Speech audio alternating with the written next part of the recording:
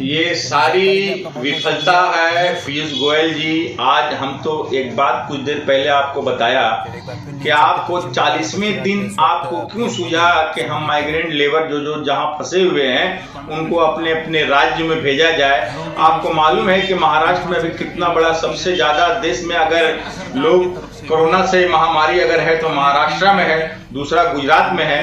तो मेरा ये मशवरा, मेरा ये बोली, मतलब मैं अपने तरफ से बोल रहा हूं कि अगर उन लोगों को अगर वहीं पे खाने पीने का प्रोवाइड किया जाता तो वो लोग क्यों बाहर जाते हैं। इसलिए देखिए, एक एक्ट है भारत के, एक एक्ट में है कि तमाम जिम्मेदारियां भारत के प्रधानमंत्री का होता है जो लोगों की हिफाजत करे, लोग सही रहे। तमाम आर्टिकल में 19 या 21 का आर्टिकल है जो उसके तहत जो है सेंट्रल का गवर्नमेंट का ये पूरी जिम्मेदारियां होती है कि आपके लोगों को पूरा उसको निगरानी करें। इसलिए कि ये सरकार जो है हर जगह विफल रही है।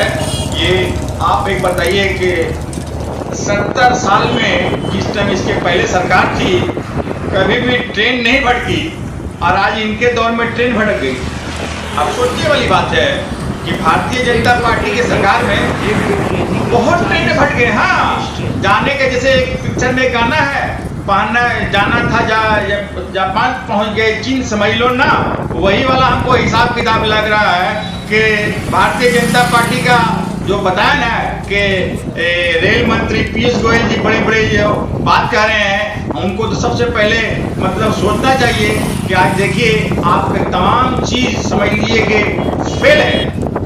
ऐसा कहीं कभी भारतीय इतिहास में पहली बार इस तरह का वाकया हुआ है कि रूट चेंज कर दें और समझ लीजिए रूट में मतलब ड्राइवर को 2 दिन के बजाय 9 दिन लग रहा।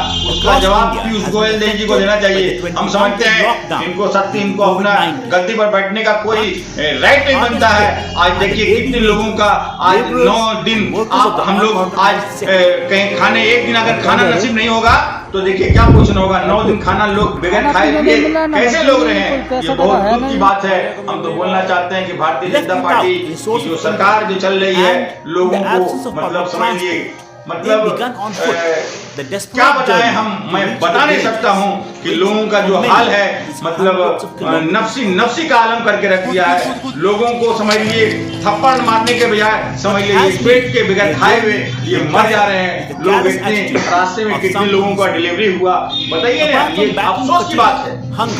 कभी भी आप लोग देखा था बैलगाड़ी के लोग के देखा था आपने जिंदगी में? आप मोदी के सरकार में सब कुछ पॉसिबल है। मोदी है तो मुमकिन है, जैसा कहे थे भक्तों, मोदी है तो मुमकिन है। जो चीज नहीं देख पाओगे वो मोदी के सरकार में आप देख लोगे। बैलगाड़ी वाला हिसाब किताब, जो बैलगाड़ी के बजाय एक तरफ बैल है और दूसरा तरफ आदमी है, ये सिर्फ मोदी के राज में हुआ है। आज दिखला दिया है कि मोदी जो है गरीबों का साथी नहीं है, मोदी बड़े लोगों का साथी है। बहुत अफसोस होता है कि जो एक गरीब आदमी जो बोलता है कि हम अपने आप को चाहे, अच्छा एक बात हमको बात समझ में नहीं आती, वो बोलते मैं देश को बिकने नहीं दूंगा, देश को बिकने नहीं दूंगा। अरे भाई, हमको सत्ता पर इसलिए बैठाया गया क्या? देश को बिकने, देश को आपको चलाने के लिए बैठाया गया है, देश को बेचने के लिए नहीं बैठाया गया है। देश को बिकने नहीं दूंगा, ये कौन सा बात है? ये बात ये बताइए, प्रधानमंत्री ऐसा बात बोलते हैं मैं देश को बिकने नहीं दूंगा, मैं देश को बेचने नहीं दूंगा। आप देश को बेचने नहीं देते, आप तो हर चीज बेच दे रहे हैं। आपको सत्ता पर देश को बेचने के बैठाया गया, ये सोचने वाली बात है। लोग कोई किसी को चेयर पर बैठाते हैं बेचने के लिए ना, आप निगरानी कीजिए। आप तो हमारे निगरान हो, लेकिन आप निगरान नहीं कर रहे हैं। तो आप तो देश को पूरा समझ लीजिए कि बर्बाद कर दे रहे हैं। बहुत दुख की बात है कि मतलब प्रधानमंत्री बोले देश को बेचने नहीं दूंगा।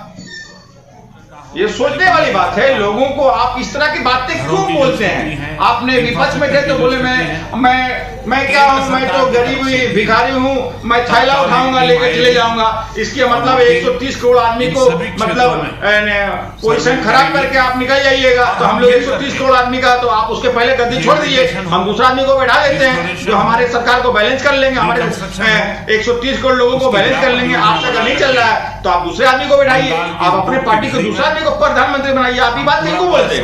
आप अगर ऐसा बात बोलते हैं कि हम चले जाएंगे तो आप दूसरा आदमी बैठा दिया। अगर आपसे देश संभल नहीं रहा तो अपने पार्टी के अदर मेंबर को बैठाइए आप, अगर आप नहीं चला पा रहे हैं। और हम तो मोहन भागवत जी से बोलना चाहेंगे, आप मोहन भागवत जी को हम बोलना चाहेंगे कि आपके जो ये चला नहीं पा रहे हैं तो आप दूसरे लोगों को बैठाइए। अरे भाई और भी तो लोग हैं, एक्टिव तो होंगे।